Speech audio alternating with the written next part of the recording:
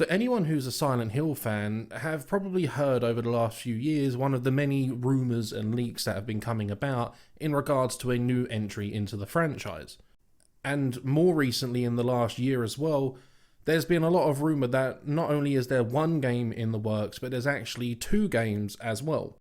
And there's a possibility that Bloober team behind The Medium is actually the one working on the Silent Hill game. The Medium was a fantastic game and paid a lot of homage towards the Silent Hill series and other survival horror games, so it could be something very exciting to see. So this could be something very exciting to see and experience, which we can't really say has been the case for some of the more recent Silent Hill titles in terms of the quality of those games. And of course, everyone knows that PT, the infamous PlayStation 4 demo, was actually a teaser for what was then going to be called Silent Hills, only for that to be cancelled when Kojima left Konami. And again, with Konami's current pedigree and strategies around some of their more popular franchises, like the infamous Metal Gear Pachinko machine, the Castlevania Pachinko machines, this could be hopefully the first step into reinvigorating at least one of these lost IPs that Konami has. So if you've been a viewer of this channel for any amount of time, you're probably well aware of the fact that occasionally I like to throw my hat in and share some thoughts and ideas I've had on upcoming games, sequels, and potential future releases. And today's going to be no different. Today I am going to be sharing what I think could be good ideas towards making a great Silent Hill game. Of course, if you have any of your own ideas or you disagree with anything I say, feel free to let me know down in the comments. And again, if you have any of your own ideas, feel free to share them down below as well. I'd also like to take this moment to thank the 103 people who are subscribed to this channel now. The fact that there's more than 100 of you, the fact that there's any number of you that enjoyed my content enough to consider subscribing, whether it was the Let's Plays, the speed arts that I did years ago, or even the videos like this on thoughts and theories, again, just thank you so much. And if you haven't already, or you're still on the fence if you want to subscribe or not, I'd invite you to hit that subscribe button anyway and just give it a chance. You might actually find something you like here. And as the channel continues to grow, I expect and hope that my content will continue to grow and become better and better. But that's enough of that. Let's get into what you're all here for.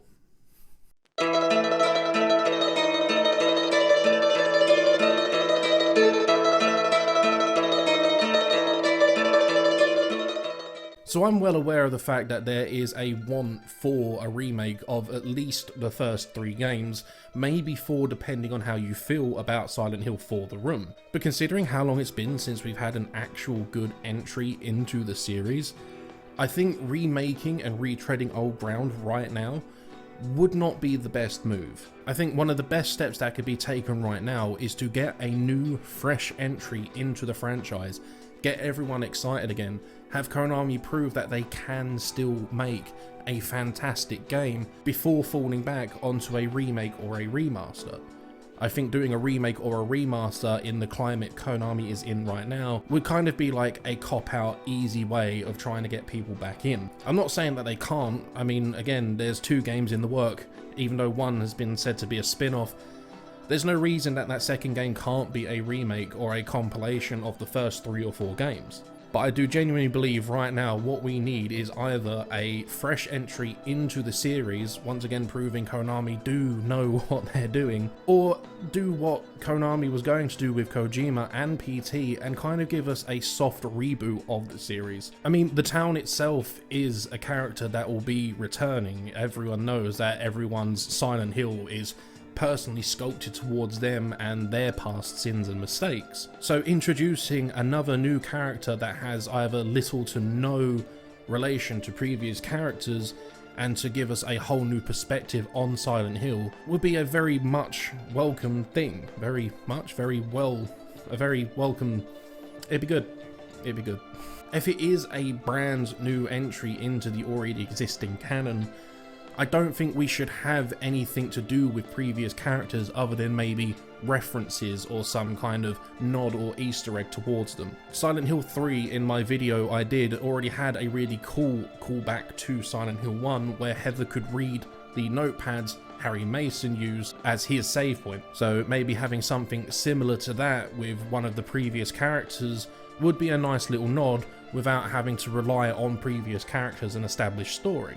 Or at the very least, have no reference to them, but then give us a UFO ending again and have them make an appearance in that. And where I previously mentioned Bloober Team working on the medium, I think that proved one very important key aspect about survival horror games, and that is that fixed camera angles, or at the very least, very limited dynamic camera control, still works. One of the reasons why fixed cameras worked for not just old horror games but for horror games in general is the fact that when you're not able to see things off screen, you do feel more isolated in that one fixed location at that time, which means anything off screen that you can't see, that you can hear, anything that's chasing you, instills a bigger sense of dread, as you don't know what's coming and when it's coming unless it's directly on the screen. So I don't think having another over-the-shoulder, third-person controlled camera would be the way to go. But considering that this is going to be a next-gen or current-gen title, it wouldn't surprise me if they do end up using an over-the-shoulder camera perspective, but I do think they would still benefit from returning to those old fixed camera angles. And if Bloober Team is working on this next entry like it's apparently rumoured to be, I don't think we've got much to worry about them not implementing them, at least in some limited capacity. One thing a lot of people did have an issue with the more modern Silent Hills, Downpour especially, was how they implemented side quests, side missions, things to just fill out the game but ultimately had no real impact on the story or the ending or the character outside of maybe a quest reward or some lore.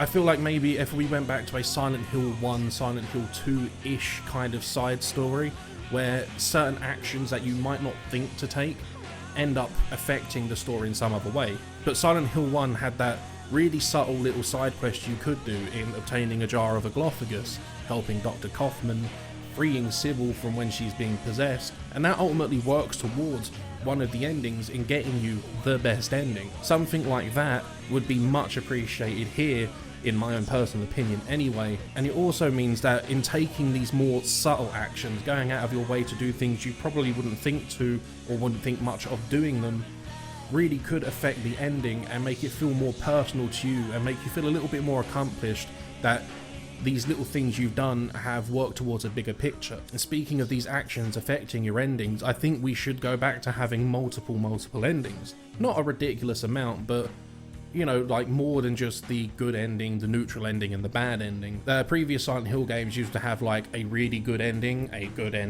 neutral ending, a bad ending, and a really bad ending, as well as your joke ending usually being the UFO ending, or in Silent Hill 2's case, seeing the Sheba in the control room. Actions that you've taken in-game can affect which ending you get. You could have things like how many enemies you take out, what kind of weapons you use, how you interact with the few NPCs you may come across, all work towards one of these endings and kind of has a grey area instead of your black and white good and bad ending. Silent Hill was always in direct opposition in the early days to Resident Evil games.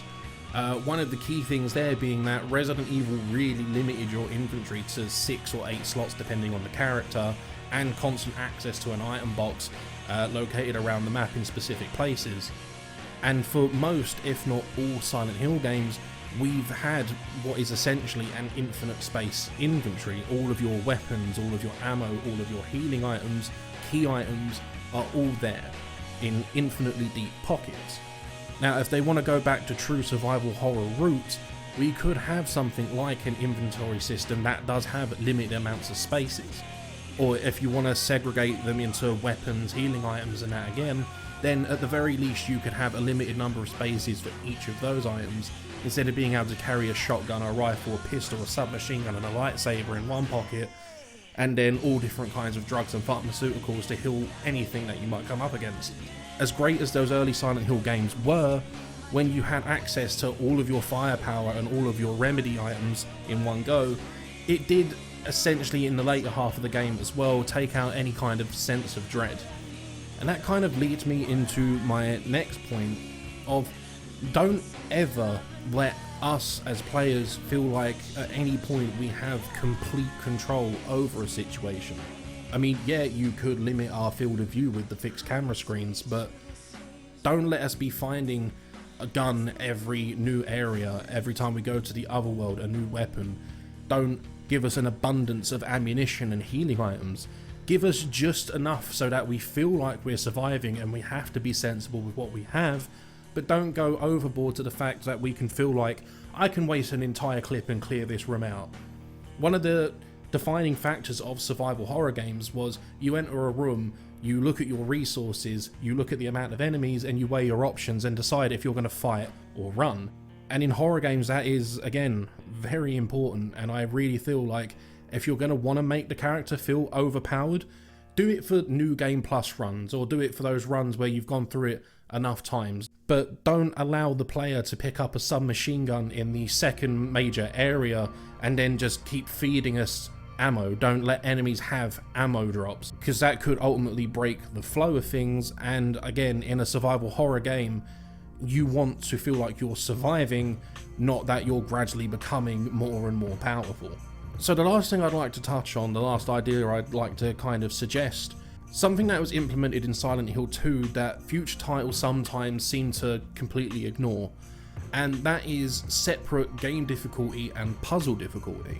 Because we don't want to play the same game again and again and again, and we like variation, sometimes you might want to play a game where the enemies are really tough and you genuinely are surviving by the skin of your teeth, but you don't want to have to rack your brain and memorize Shakespeare just to get past one puzzle. If you have a game where the puzzle difficulty is the same for everyone and you've cranked that up to like an 8 or a 9 in terms of difficulty, not everyone's going to have fun with that game. Not everyone wants to have to Google a solution constantly or consult a guide just to get past one part. Not everyone's going to be in a state where they're paying attention all the time, and they may be feeling a little burnt out. So being able to adjust the difficulty separately for combat and puzzles really would help stopping alienating people. It would stop maybe people thinking that this game is bad because the puzzles are just too hard. This way you can give yourself some wiggle room. It means you can take these puzzles and make maybe 2 or 3 variations on them and just get really creative with what you can do. Maybe you could omit puzzles completely, or then that one puzzle that does require you to maybe read through a book, just like Silent Hill 3, would then require you to look through those books, take contextual clues, work them out, just so you can put in a 4-digit key code. There's probably plenty more ideas and things they could implement and re-implement into a next Silent Hill game, but at the moment, with Konami's current standing and quality that they've been putting out, we shouldn't expect too much. We should just hope that they do enough well that we can say, yes, this was an actual good Silent Hill game, without expecting too much, getting our expectations way too high, that when these games do finally come out, we aren't massively disappointed. It's something I've been guilty of in the past, as I've said before. It's something a lot of people do, and then they go on to say that a game is bad just because that their expectations were set a bit too high. And I mean, for me personally, it's not just happening with Silent Hill. If there is a potential for a Metal Gear Solid 6, it's gonna be the same kind of thing, where we need to have a tempered expectation and just hope that Konami just kind of realizes what they're doing and leave their licenses and their IPs with people who understand the content and just make something incredible without Konami saying, but can we monetize that? Anyway, thank you all for watching. If you have any ideas, again, that you'd like to share, say anything that what I said is potentially dumb and wouldn't work, feel free to let me know down below. I'm always happy to read the comments, always happy to talk to you guys about these kinds of things. Again, thank you to everyone who is subscribed. The fact that we're over 100 people now is still mind-blowing to me. And I hope that we continue to grow, so that we can build this community and carry on doing things like this where we can discuss things that happen in games we all love.